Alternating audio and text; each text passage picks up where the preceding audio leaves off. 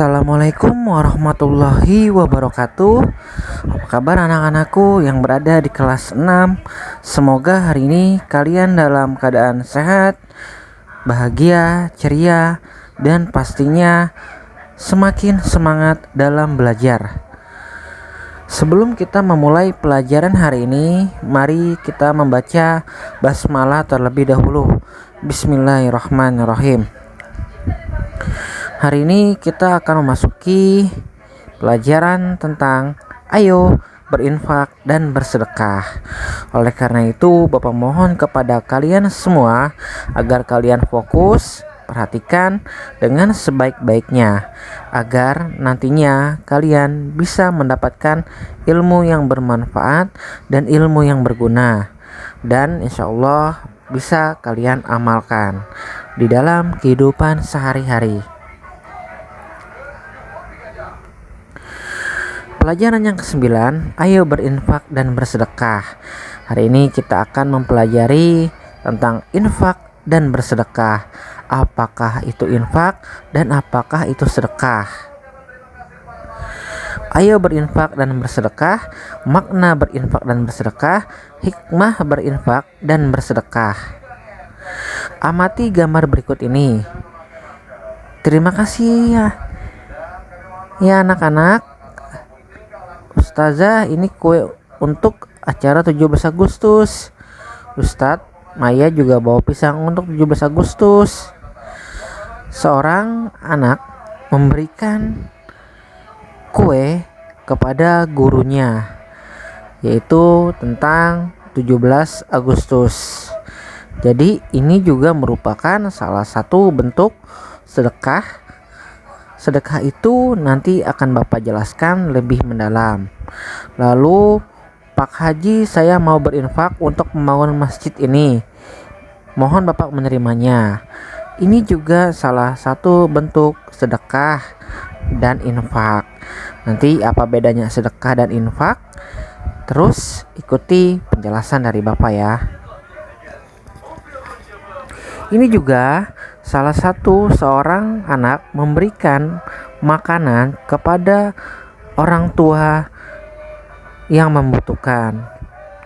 Lalu di samping kanan ada sekumpulan anak-anak yang sedang berdiskusi tentang keinginan untuk membantu temannya.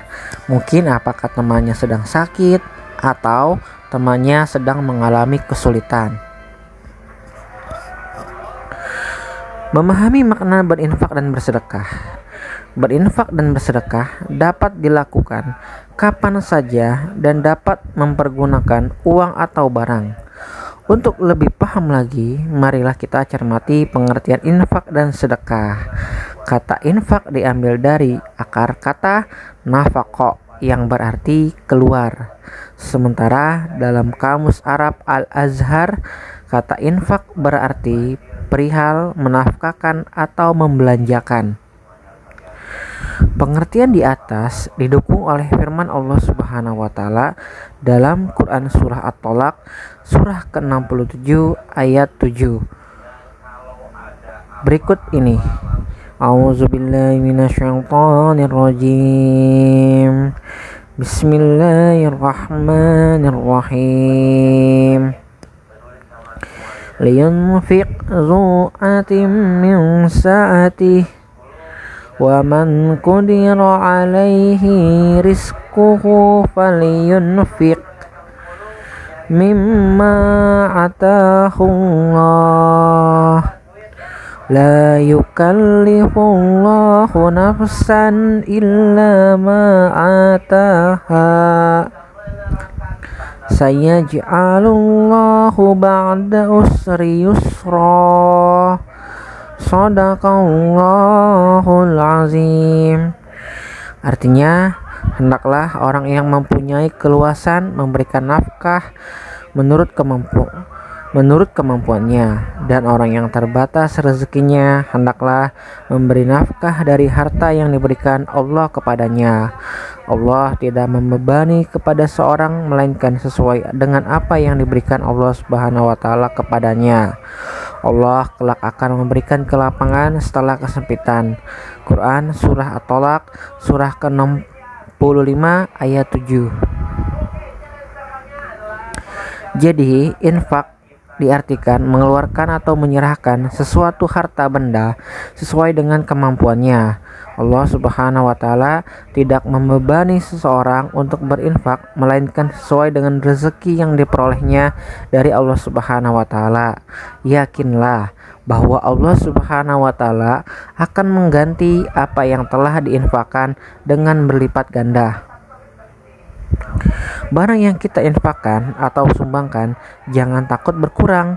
Bahkan Allah Subhanahu wa taala berjanji akan menggantinya seperti firman-Nya di dalam Quran surah As-Saba surah ke-34 ayat 39 berikut ini. A'udzubillahi minasyaitonirrajim. Bismillahirrahmanirrahim. Wa ma anfaqtum min shay'in fahuwa yukhlifuh. Artinya, dan apa saja yang kamu infakkan, Allah akan menggantinya. Quran surah As-Saba surah ke-34 ayat 39.